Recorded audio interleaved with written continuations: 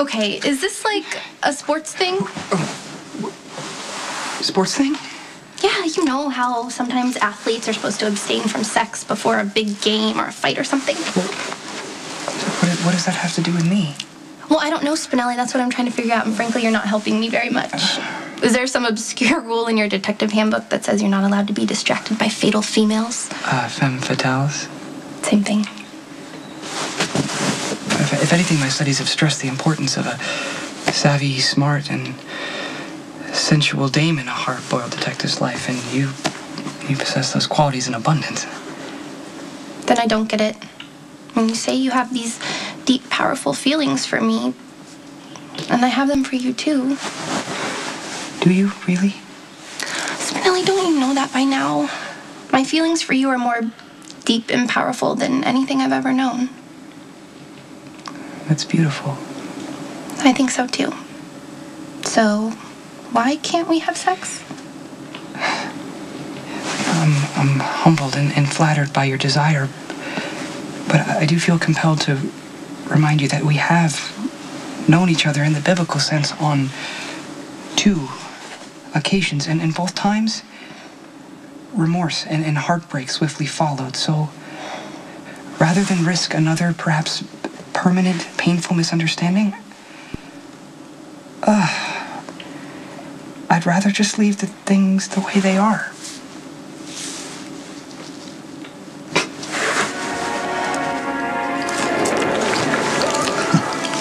Are you enjoying this at all? Oh, yes. I'm getting a fascinating glimpse into your psyche. Why? Oh, we're really approaching scary territory. Unpredictable, that's for sure. So can I assume that this is a typical Rebecca Shaw date night as opposed to waltzing in a candlelit courtyard? Well, it's in opposition to Emily. Yeah, I'll give you that. I don't know, somewhere inside I still must be screaming out for my own identity. But as for typical, I mean, I wouldn't say that. You know, I love horror flicks and I make a point of watching them often because they make me happy. Which is strange, I know. But it's just me. Well, never share that part of myself with anyone. Well, I'm honored then.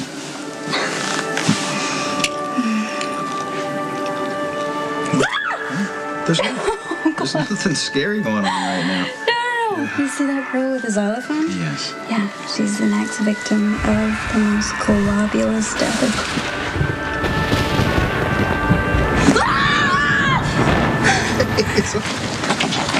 This is an unjust, unfair prosecution.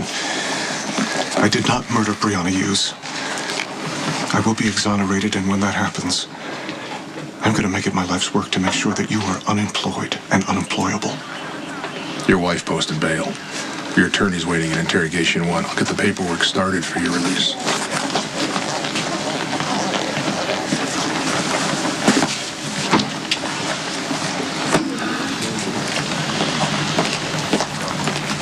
Okay, so tell me again about Brianna Hughes' injuries. 2 contusions to the head. The first one could have happened the way Mayor Floyd described. The second one was definitely blunt force. Are you both convinced that Floyd is covering something up? That was the consensus, right? Well, it seemed that way to us, me, Robin, Olivia. I suppose you are wondering if what Mayor Floyd said is true. You don't owe It us was any. one night. It wasn't an affair. It was one night. And it was the night that I just happened to walk in on my husband having sex with my daughter and found out I had cancer, so I was a little out of sorts. And apparently stupid. It happens. I sure hope my daughter feels that way, too.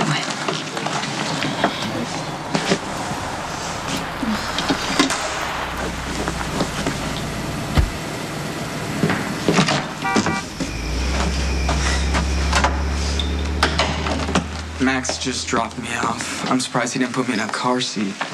What are you all pissed about? Nothing. Hey, Dad got me a new car. How awful. What's the occasion? Waking up from a coma, I guess. Wait till you see it. It's so nice. I would think that'd make you happy. It did, but then when Mom showed up and tried to take it away, honestly, I'm glad you called because I would have flipped if I would have stayed around her. Carly may be overprotective and annoying, but at least she's honest. She owns who she is and doesn't pretend to be something better. Uh-oh. I'm sensing trouble. Get this. My sainted principal mother had a sleazy affair with that creepy Mayor Floyd, and now he's blabbing about it to the press.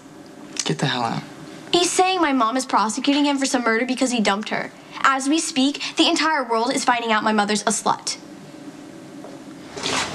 Okay, what's the emergency? Look at this. So much for Sonny and I being a united front. So much for me thinking that Michael could be better off here than at the Quartermates. Okay, why don't you just tell me what happened? Michael can't drive. He doesn't have a driver's license. Yeah. He just woke up from a year-long coma, and for some reason, Sonny woke up today and thought, you know what I'll do today? I'll buy Michael a car. This is for Michael? This is Michael's, yep. Wow, has he seen it? Mm-hmm. And of course, he's immediately attached. And of course, before I got wind of it, Sonny gave him the keys. And of course, I said no. And of course, I'm the bad guy. Okay, we're gonna talk to Sonny, we're gonna talk to The Michael. damage is done, Jason. The damage is done. You know what? I will be the dreaded, hated mother for the rest of my life if it means keeping my son safe. What I need you to do for me, I need you to get rid of this thing. I don't care what you do. Drive it off a cliff. Just make sure Michael never lays eyes on this thing again. No, I'm not gonna do that.